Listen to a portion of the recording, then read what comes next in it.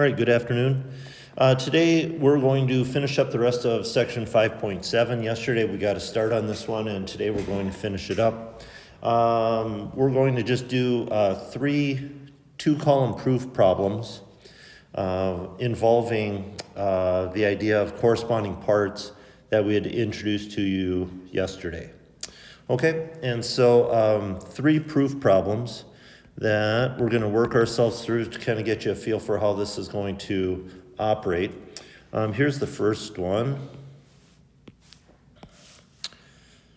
All right, draw you a decent picture there. Put an extra line. Pretend that's straight. And then give you some letters here, E, F, G, and H. And then I'm going to give you two pieces of information.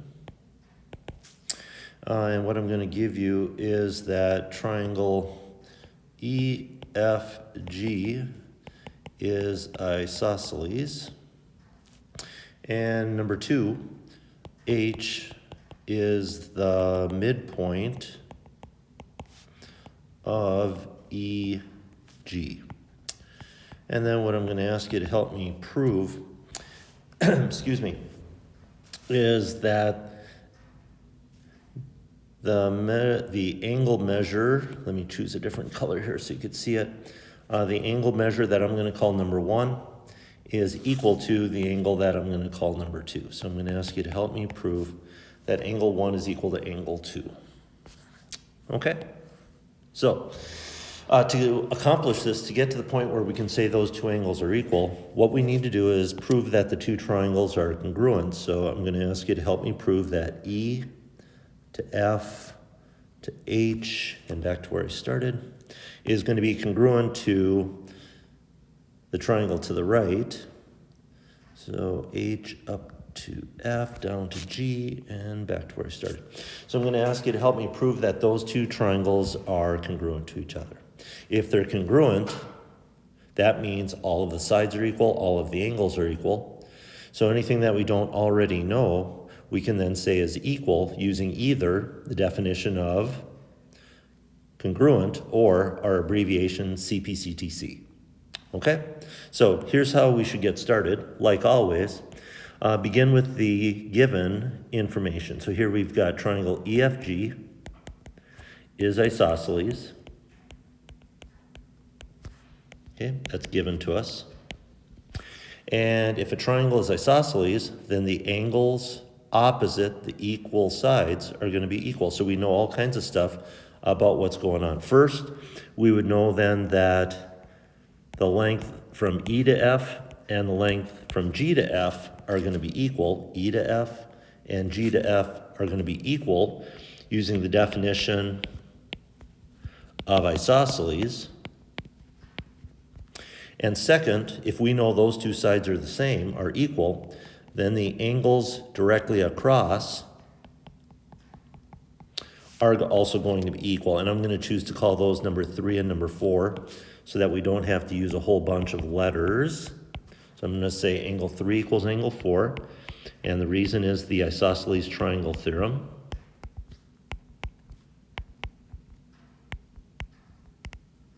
We had a theorem that said if a triangle is isosceles, then the base angles are equal.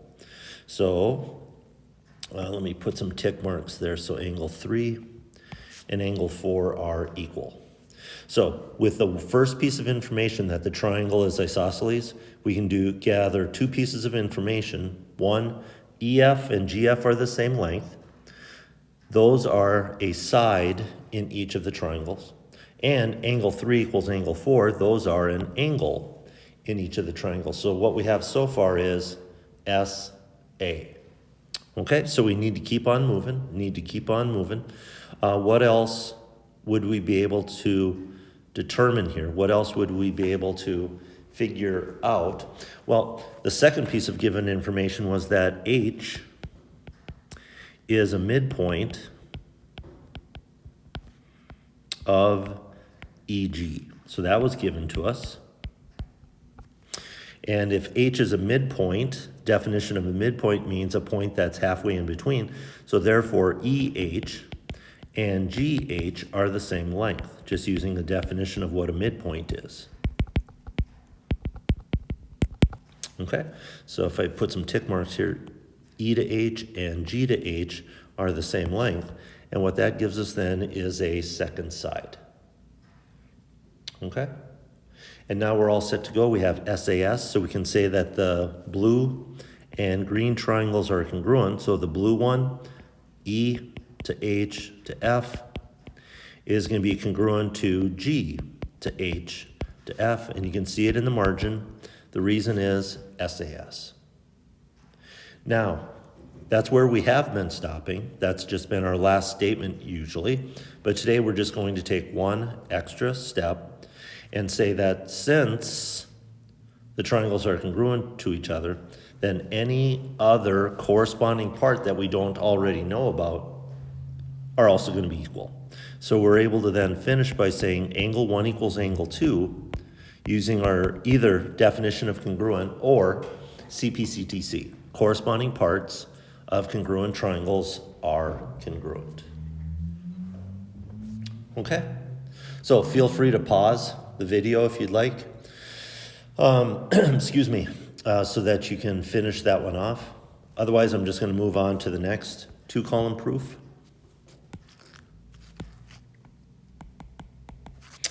All right, and I'm going to start you off with a diagram, picture.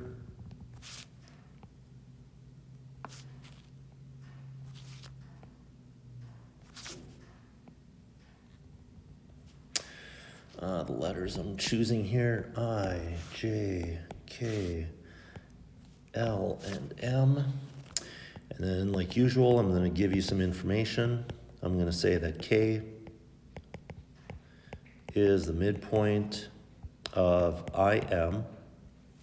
I'm going to tell you that angle I equals angle M, and both of those are equal to 90 degrees. And then finally, I'm going to tell you that KJ is equal to KL. And then what I'm going to ask you to help me prove is that the angle at J is equal to the angle at L. Okay? So feel free to pause the video to get all of that written down, the diagram and all the given information, and then start it up again to work through the proof. Like usual, we'll begin with the given information. So K is the midpoint of IM, that's given. What does midpoint mean? Halfway, so therefore we know the distance from I to K and the distance from M to K are the same using the definition of midpoint. And some tick marks then, I to K and M to K are the same length. So what we have right away is a side of each triangle, or maybe we need to adjust because of the next piece of given information. We'll have to see. We might also need to think in terms of hypotenuse leg. And that's because the second given piece of information was that angle I equals angle M, and both of those are equal to 90 degrees. That was given to us. And so since each of those are equal to 90 degrees, that means that we then have right triangles, and we might need to back up, and instead of thinking of IK and MK as sides, we also might need to think about those as the leg of a right triangle. We'll have to see. And then finally, the third piece of given information is that KJ is equal to KL. That was given to us. So the length from K to J and the length from K to L are the same. Okay, and again, a little bit of confusion. That is obviously a side of each triangle, but if you think in terms of the right triangles, that would also be a hypotenuse, right? So with the given information and using the definition of midpoint, do we have enough information to say that the two triangles are congruent to each other? And the answer is yes, because we have an H and an L. So we can then say the two triangles are congruent. We could say the upper triangle, I, J, K, is congruent to the lower triangle, M, L, K, using a hypotenuse and a leg. And once you have two triangles being congruent, any other corresponding parts that we don't already know about have to be equal, including angles J and L. And that's what we're supposed to try to prove. Okay? Again, feel free to pause the video to make sure you get that one all the way done. And then we're going to finish the video with one last proof. And the last proof is going to be a more difficult one. And I wanted to help you guys out. So if you're going through and watching the video, then you're going to